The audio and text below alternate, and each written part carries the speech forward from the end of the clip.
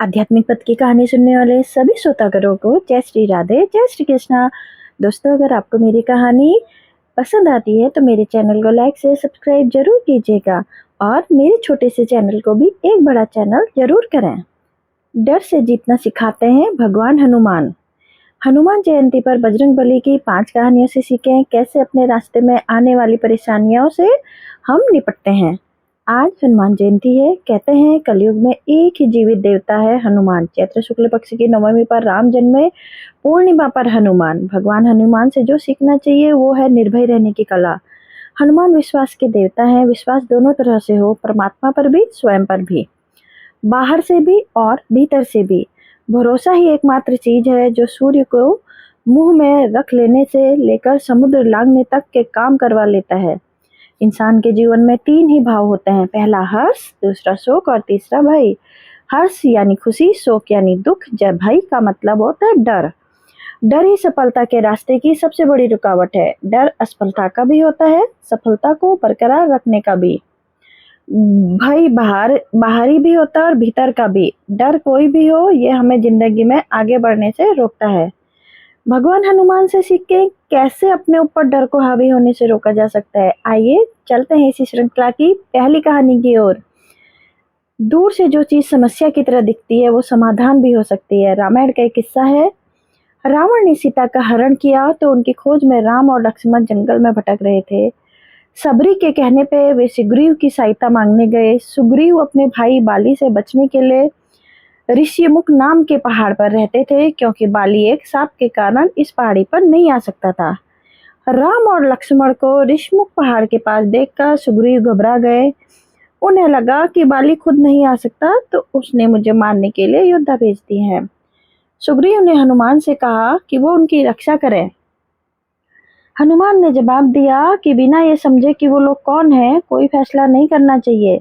पहले उनके पास जाकर ये पता करना चाहिए कि ये 2 लोग कौन हैं। हनुमान ने अपना रूप बदला और ब्राह्मण बनकर राम लक्ष्मण के पास पहुंचे। जब बात की पता चली ये वो राम है जिनका नाम हनुमान दिन रात जपा करते हैं, वे दुश्मन नहीं है, सुग्रीव से मदद मांगने आए हैं। दूर से जो समस्या दिख रही थी वो दरअसल समाधान थी। हनुमान सिखाते हैं किसी भी परिस्थिति में डरे नहीं, उसे समझने की कोशिश करें। हो सकता है कि वो आपके लिए मददगार भी साबित हो। आज ये चलते हैं कहानी दूसरी पे। समस्या से डरे नहीं, उसे कैसे सुलझाया जा सकता है ये सोचें। डर को जीतने की कला में हनुमान निपुण हैं। कई घटनाएं हैं जिन्होंने उनके मन में भय पैदा करने की कोशिश की, लेकिन वे बुद्धि और शक्ति के बल पर उनको हराकर आगे बढ़ गए। डर को जीतने का पहला मैनेजमेंट फंडा यही से निकला है कि अगर आप विपरीत परिस्थितियों में भी आगे बढ़ना चाहते हैं तो बल और बुद्धि दोनों में से काम लेना चाहिए। जहां बुद्धि से काम चल जाए वहां बल का उपयोग नहीं करना चाहिए। रामचरितमानस के सुंदरकांड का प्रसंग है। सीता की खोज में समुद्र लांघ रहे हनुमान को बीच रास्ते में सुरसा नाम की राक्षसी ने रोक लिया। हनुमान को खाने की जिद की। हनुमान ने बहुत मनाया लेकिन वो नहीं मानी। वचन भी दे दिया, राम का काम करके आने दो, सीता का संदेश उनको सुना दूं, फिर खुद ही आकर आपका आहार बन जाऊंगा। सुरसा फिर भी नहीं मानी। वो हनुमान को खाने के लिए अपना मुंह बड़ा करती, हनुमान उससे भी बड़े हो जाते। वो खाने की जिद पर अड़ी रही लेकिन हनुमान पर कोई आक्रमण नहीं किया। ये बात हनुमान ने समझ ली कि मामला मुझे खाने का नहीं है, सिर्फ ईगो की समस्या है। तत्काल सुरसा के बड़े स्वरूप के आगे उन्होंने खुद को बहुत छोटा कर लिया। उसके मुंह में से घूमकर निकल आए। सुरसा खुश हो गई, आशीर्वाद दिया, लंका के लिए जाने दिया। जहां मामला ईगो के सेटिस्फेक्शन का हो वहां बल नहीं बुद्धि का इस्तेमाल करना चाहिए। ये हनुमान ने सिखाया है। बड़े लक्ष्य को पाने के लिए अगर कभी झुकना भी पड़े तो झुक जाइए। कहानी तीसरी। समय कम और काम ज्यादा तो बल का प्रयोग करें। दूसरा प्रसंग भी इसी रास्ते में घटा। समुद्र लांघकर हनुमान लंका पहुंचे। लंका के मुख्य द्वार पर लंकिनी नाम की राक्षसी मिली। रात के समय हनुमान छोटा रूप लेकर लंका में प्रवेश कर रहे थे। लंकिनी ने रोक लिया। यहाँ परिस्थिति दूसरी थी। लंका में रात के समय ही चुपके से घुसा जा सकता था। समय कम था। हनुमान ने लंकिनी से कोई वाद विवाद नहीं किया, सीधे ही उस पर प्रहार कर दिया। लंकिनी ने रास्ता छोड़ दिया। जब मंजिल के करीब हो, समय का अभाव और परिस्थितियों की मांग हो तो बल का प्रयोग अनुचित नहीं है। हनुमान ने एक ही रास्ते में आने वाली दो समस्याओं को अलग अलग तरीके से निपटाया। जहां झुकना था वहां झुके, जहां बल का प्रयोग करना था वहां वो भी किया। सफलता का पहला सूत्र ही यह है कि बल और बुद्धि का हमेशा संतुलन होना चाहिए। दोनों में से एक ही तो है, फिर सफलता दूर होगी। हमारी चौथी कहानी शुरू होती है। दुश्मन की ताकत और धन दौलत देखकर भी उससे प्रभावित ना हो। तीसरा प्रसंग है सीता में। लंका की अशोक वाटिका में मिलकर हनुमान ने पूरी वाटिका को उजाड़ दिया। रावण के बेटे अक्षय कुमार को भी मार दिया। मेघनाथ ने उन्हें नागपाश से बात कर रावण की सभा में प्रस्तुत किया। सभा देखकर हनुमान आश्चर्य में पड़ गए। रामचरितमानस के सुंदर कांड में तुलसीदास ने लिखा है, दस मुख सभा दिखी कपि जाई, कहीं न जाए कछु अति प्रभुताई। कर जोरे सुर दिसिप बिनीता, भ्रुकुटि बिलोकत सकल सभीता।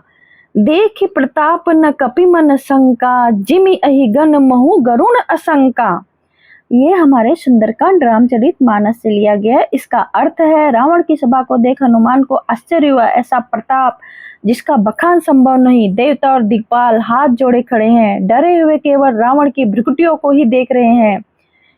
ऐसा प्रताप देखकर भी हनुमान के मन में कोई भय नहीं था। वे ऐसे खड़े हुए थे जैसे सर्पों के बीच गरुड़ रहते हैं। रावण के वैभव और बल को देखकर भी हनुमान तनिक विचलित नहीं हुए। दुश्मन और बुरे लोगों के वैभव को देखकर उससे प्रभावित ना होना ये बहुत कठिन काम है। शत्रु के सामने बिना भय के रहे, उसकी ताकत और सामर्थ्य से प्रभावित ना हो, ये हनुमान सिखाते हैं। आपकी पहली जीत वही हो जाती है जब आप उसके प्रभाव में नहीं आते हैं। अगर उसके वैभव का लेस मात्र भी असर आपके मन पर हुआ तो फिर जीत की राहें मुश्किल हो जाती हैं। रावण की पहली हार उसी समय हो गई जब हनुमान ने उसके सामने बिना किसी संकोच के उसकी गलतियों को गिना दिया। अक्सर लोग यहाँ चूक जाते हैं। दुश्मन के सामने जाते ही आधे होते उसकी शक्ति के आगे झुक जाते हैं। हनुमान के मन में ये बात दृढ़ थी कि रावण का जो भी वैभव है वो अधर्म से पाया हुआ है, पाप की कमाई है, इसलिए वो बहुत कीमती होते हुए भी बेकार ही है। अगली कहानी है हमारी लास्ट कहानी। दुश्मनों के खेमे में जाए तो वहां भी अच्छे लोगों की पहचान करें। भगवान हनुमान से ये गुण सीखना काफी जरूरी है। सीता की खोज में लंका गए हनुमान ने जब विभीषण के घर के बाहर तुलसी का पौधा, स्वास्तिक और धनुष बाण के चिन्ह देखे तो समझ गए कि यह राक्षसों के शहर में किसी सज्जन व्यक्ति का घर है। उन्होंने विभीषण से दोस्ती की और बातों बातों में उन्हें भगवान राम के गुणों के बारे में बताया। सीधे ये नहीं कहा कि तुम हमारे खेमे में शामिल हो जाओ, बस विभीषण के मन में उत्सुकता का एक बीज बो दिया। जब रावण ने विभीषण का अपमान कर उसे लंका से निकाला तो विभीषण को हनुमान की कही बात याद आई कि श्री राम अपनी शरण में आए हर व्यक्ति की रक्षा करते हैं।